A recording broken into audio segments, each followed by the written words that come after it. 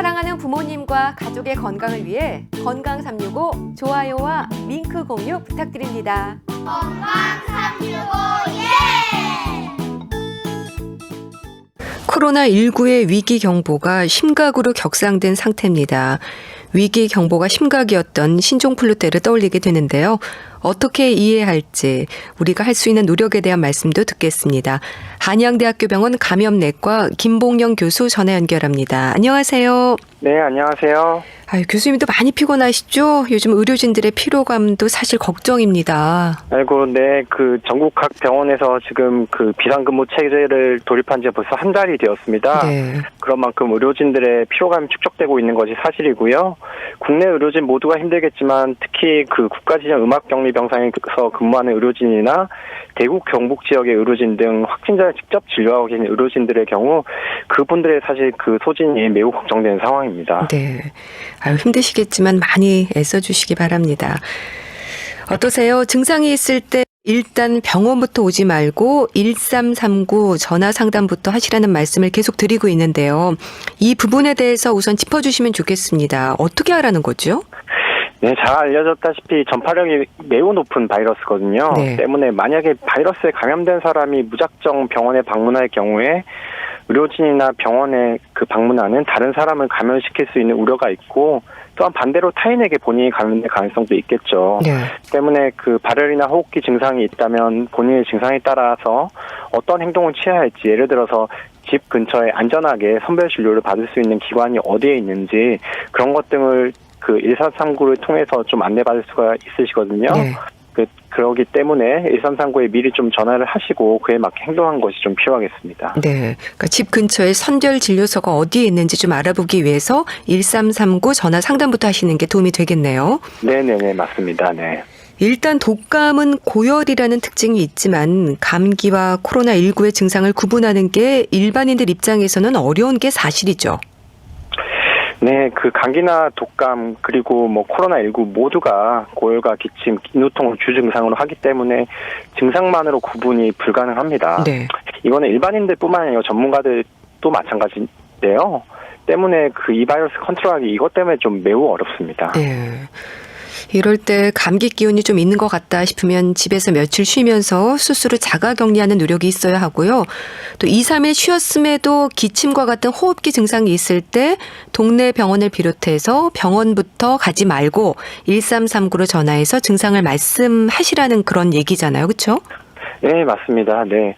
이 바이러스 특징을 조금 말씀드리면 네. 증상이 명확하게 또 시작하기 전부터 몸에서 바이러스가 매우 활발하게 배출이 되어요. 따라서 열이나 기침 혹은 목 아픈, 코 막힘이나 콧물 등의 가벼운 호흡기 증상이 나타나면 일단은 바이러스를 배출하는 가능성이 있기 때문에 네. 외출을 좀 자제해 주셔야 되시고요. 증상이 없는 가족 등을 통해서 편의점 같은 데서 일반 감기약을 사서 드시면서 2, 3일 정도 경과를 관찰해 보실 것을 좀 추천드립니다. 네. 만약에 38도 이상의 고열이 발생하거나 혹은 아까 말씀드렸던 호흡기 증상이 지속된다고 하면 아까 말씀드렸던 1339에 한번 상담을 좀 하여서 어떤 조치를 좀 취해야 될지 거기서 안내를 받으시고 그에 맞춰서 행동하는 것이 필요하겠습니다. 네. 선별 검사소의 이용은 어떻게 됩니까? 이 선별 검사소에서의 검사를 받을 수 있는 분들에 대해서도 설명을 좀 해주세요. 아, 네네. 선별 진료소가 전국 각지에 좀 다 설치되어 있는데요. 네. 질병관리본부 중앙방역대책본부에서 20일부터 적용을 시작한 코로나19 대응 지침 6판이 있습니다. 이게 현재로서는 최신 지침이고요. 이에 따르면 먼저 의사 환자 이렇게 좀 정의하고 있어요. 중국, 홍콩, 마카오를 방문하거나 확진 환자와 접촉한 뒤 14일 이내에 발열 혹은 호흡기 증상이 나타난 자. 네. 그리고 의사의 소견에 따라서 입원이 필요한 원인 미상의 폐렴 환자를 일단 의사 환자로 좀 정의를 하고 있고요. 그냥 이분들은 한테 대해서는 무조건 검사가 좀 필요하겠다. 이 정도 좀 얘기로 받아들이시면 될 것 같고요. 네.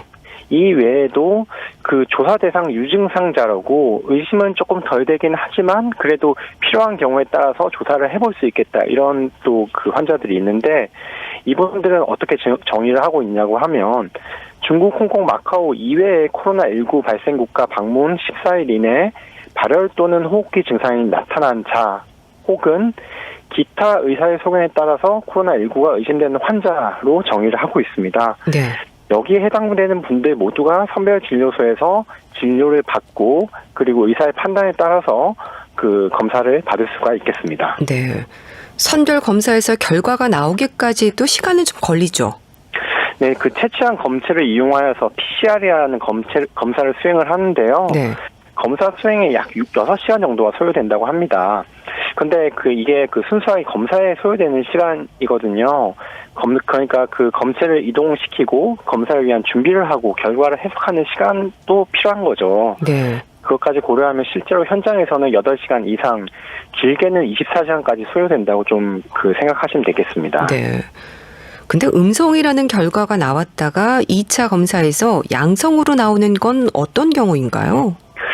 여러 가지 경우를 사실 좀 생각할 수가 있겠습니다. 네. 먼저 바이러스 배출이 초기에 좀 적었다가 나중에 좀 많아질 수가 있거든요. 때문에 바이러스 배출 적은 초기에 검사를 하였을 때 음성이 나왔다가 배출이 많아졌을 때 양성으로 바뀔 수가 있고요. 첫 번째로.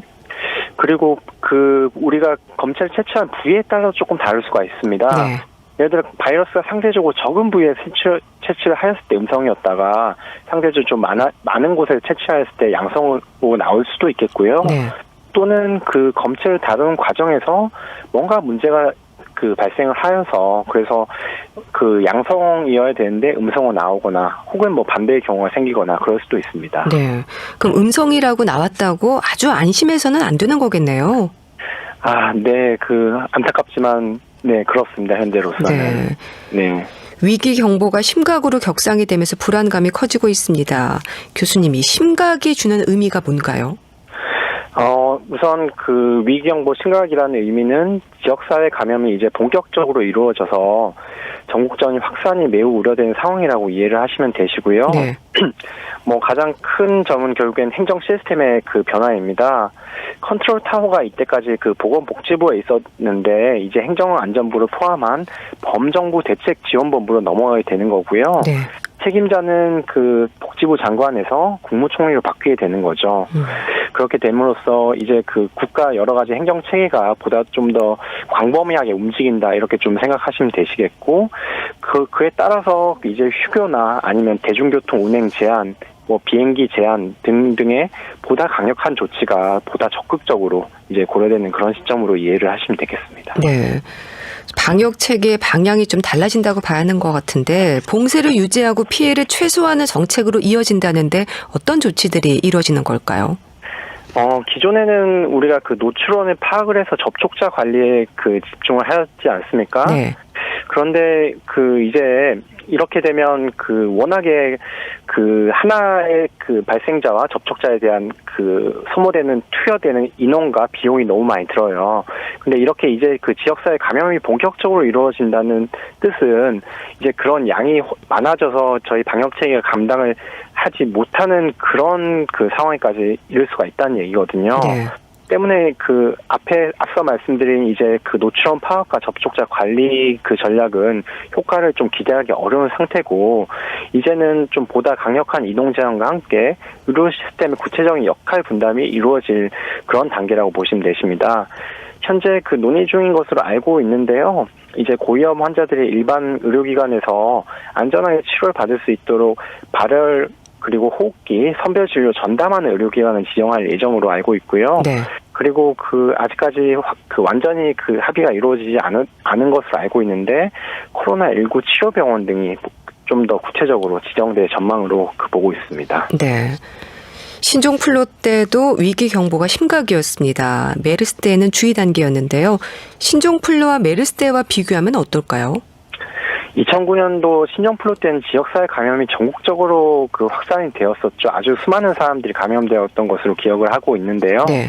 반면에 메르스 사태 때는 비록 전국을 좀 공포로 좀 몰아넣긴 하였지만 좀 돌이켜보면 의료기관 위주로 유행이 이루어졌고 지역사회 내에서의 감염증은 매우 좀 제한적이었습니다. 네.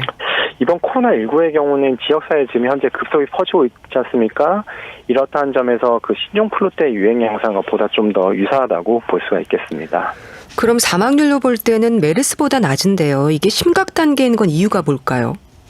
감염병 위기 경보는 치사율보다 전파 경로에 따라 구분이 되는데요. 전파 경로. 네네, 전파 정도. 전파 정도. 네네네. 관심, 주의, 경계, 심각의 4단계입니다. 네. 먼저 그 해외 신종 감염병이 발생 및 유행한 단계가 관심이고요. 그리고 국내 유입이 주의입니다. 때문에 우리나라에서 이제 첫 번째 그 환자가 그 발견되었을 때 그때 이제 주의 단계가 그 발동이 되었었죠. 네. 그리고 제한적 전파가 이제 경계고요.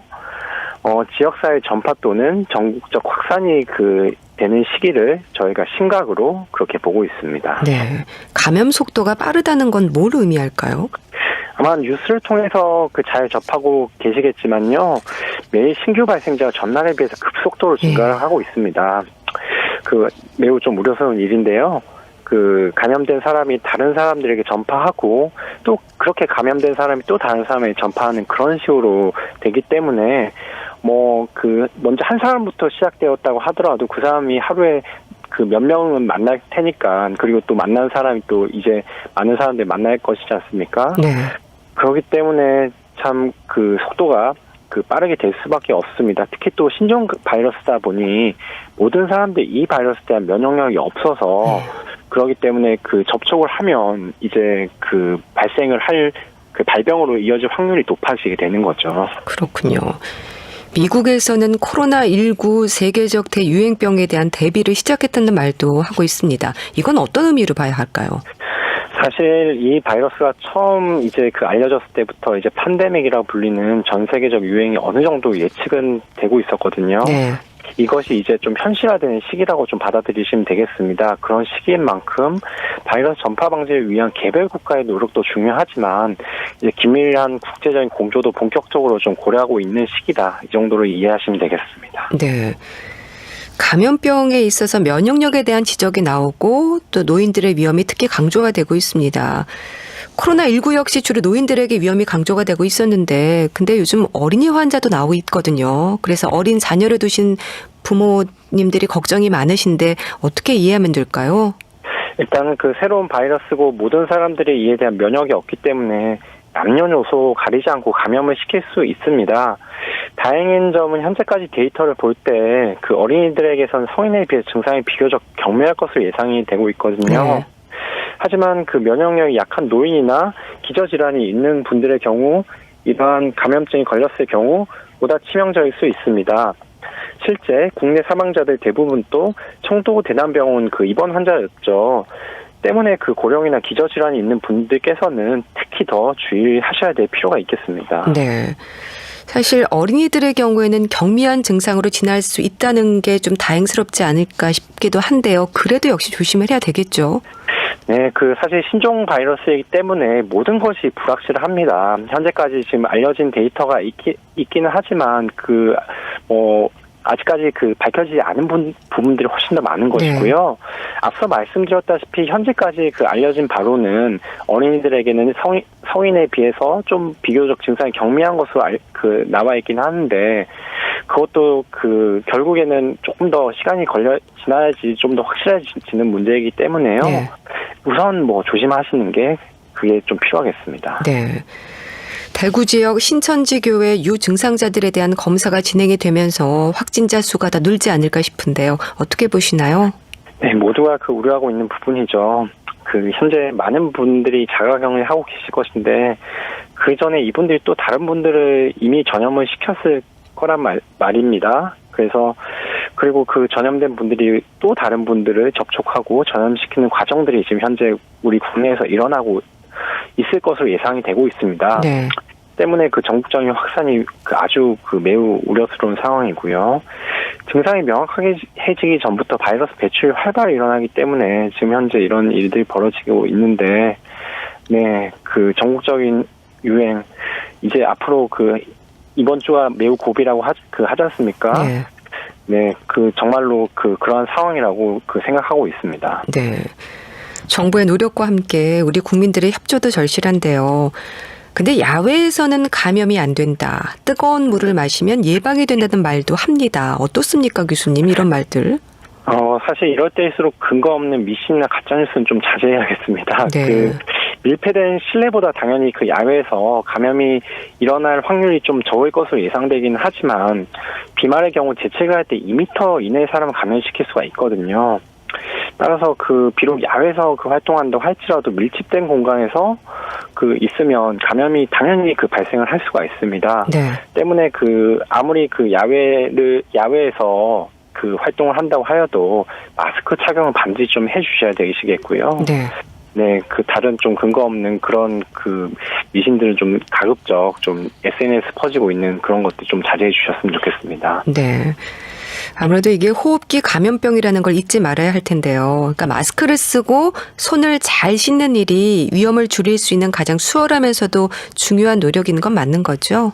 네, 결국 돌고 돌아서 마스크와 손 씻기인데요. 네. 공공장소에서 마스크를 착용을 하는 것이 나와 타인을 보호하는 지름길이라 볼 수가 있겠습니다. 손을 평소보다 좀 더 자주 잘 씻으시길 당부드리며 손을 씻기 어렵다면 요즘 좀 알코올제 쉽게 좀 찾아볼 수가 있는데요. 네. 그걸로 손을 좀 가급적이면 좀 자주 잘 닦으셔서 그렇게 충분한 예방 효과를 얻으시길 그렇게 좀 당부드리고 싶습니다. 마스크를 착용할 때 지켜야 할 부분들도 있을 것 같은데요. 그러니까 마스크 바깥쪽도 손대지 않도록 조심하라는 말도 있더라고요. 일단 마스크를 착용을 할 때 입만 가리시면 안 되고 반드시 코까지 가리셔야 합니다. 네, 좀 답답하다고 그냥 입만 가리고 그러신 분들도 여전히 좀 많이 보이고 있는데 네. 반드시 코까지 가리셔야 되시고요. 그리고 마스크 윗부분을 보시면 본인 코 모양에 맞게 구부릴 수 있는 철심이 있습니다. 이 부분도 반드시 좀 챙기셔야 되시고요. 그리고 마스크 앞을 손대지 않도록 조심하라는 얘기는 결국에는 마스크 앞부분을 통해서 바이러스가 필터링 되지 않겠습니까? 네. 때문에 만약에 호흡기 쪽으로 침투하지 못한 바이러스가 그런 마스크 표면에 좀 붙어 있을 수가 그런 가능성이 있다는 얘기죠. 때문에 야외 외출 후에 마스크 앞부분은 가급적 만지지 않는 것이 좋겠습니다. 네. 또 손 씻기가 호흡기에 얼마나 어떤 영향을 미칠지 좀 궁금한데요. 손의 오염이 감염으로 이어지는 이유에 대해서도 짚어주신다면은요. 우리가 사실 손으로 아주 많은 활동을 하고 있습니다. 이 과정에서 바이러스에 오염된 부분을 우리가 알게 모르게 손에 접촉할 수가 있고요. 네. 손에 바이러스가 좀 묻어서 오염될 수가 있습니다. 그렇게 만약에 오염이 손에만 묻어 있으면 괜찮을 건데 그걸로 또 우리가 눈이나 코에 비비거나 좀 그러지 않습니까? 그렇게 될 경우에 손에 오염된 손에 의해서 그런 감염원이 호흡기 쪽으로 들어갈 수가 있기 때문에 네. 그래서 손 씻기가 중요하다고 저희가 강조드리고 있는 것이고요. 네. 외출 전후에 손위생을 철저히 하는 것을 꼭 명심하셔야겠습니다. 네. 제한적이긴 하지만 지역사회 전파가 시작됐다고 봐야 할 것 같은데요. 이 시간을 통해서 꼭 강조하고 싶은 말씀이 있으시다면은요? 네, 무엇보다 손을 잘 씻으시고 기침이나 재채기를 할 때 입과 코를 휴지와 옷소매를 가리는 등 개인 위생에 철저하게 하는 것이 너무 뻔한 얘기지만 가장 중요합니다. 그리고 외출은 가급적 자제하시되 반드시 필요한 상황이라고 하면 마스크를 올바로 착용하는 것을 잊지 않으셔야 되시겠고요. 특히 고령이나 기저질환이 있으신 분들은 이에 보다 좀 더 주의하셔야겠죠. 또한 자녀들이 열과 호흡기 증상이 있다면 무리해서 등교나 등원을 시키는 것은 반드시 좀 자제해 주셔야 하겠습니다. 네. 마지막으로 지역사회 확산을 막고자 하는 의료진과 방역당국의 조치에 좀 적극적으로 따라주실 것을 당부드리고요. 어떤 분들은 좀 나 하나쯤이 하는 마음에서 일탈행위를 하고 계시는데 혹 이렇게 소수에서 일탈행위가 반복될 경우에 이러한 감염증은 지금보다 우리 사회에 훨씬 더 심각한 영향을 미칠 수 있기 때문에 좀 자제를 부탁을 드리는 바입니다. 네, 잘 들었습니다. 한양대학교 병원 감염내과 김봉영 교수와 함께했는데요. 말씀 감사합니다. 네, 감사드립니다.